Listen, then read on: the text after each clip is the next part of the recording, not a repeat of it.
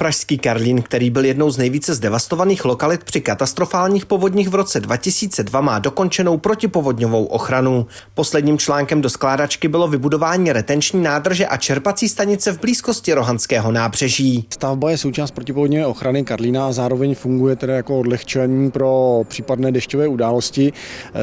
Celý kanalizační systém je navržen tak, aby zvládal normální průtok. V případě velkých dešťových událostí dochází k takzvanému odlehčování těch odpadních vod. To znamená, část těch odpadních vod bez čištění přepadá do Vltavy a jedním ze smyslů téhleté stavby je to, že ta stavba zadrží to přebytečné množství vody a v momentě, kdy ta dešťová událost opadne, tak je čerpá zpátky do stokové sítě, to znamená, že se dostává všechno, ten objem se dostane na ústřední čistírnu, kde se vyčistí.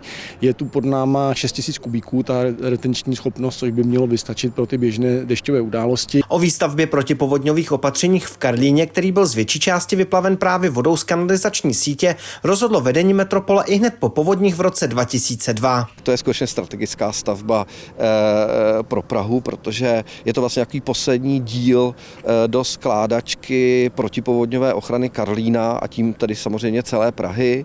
Všichni si asi vzpomínáme na to, jak devastující byla povodeň v roce 2002 tady v Karlíně, v menší míře samozřejmě i v roce 2013 a od té doby samozřejmě spousty lidí pracovalo usilovně na tom, abychom už nic takového nikdy nepřipustili a přes všechny studie, projekty jsme se dnes dostali k tomu, že skutečně tu poslední velkou stavbu, která ochrání Karlín, dnes můžeme slavnostně odhalit. Náklady na tuto etapu dosáhly 483 milionů korun.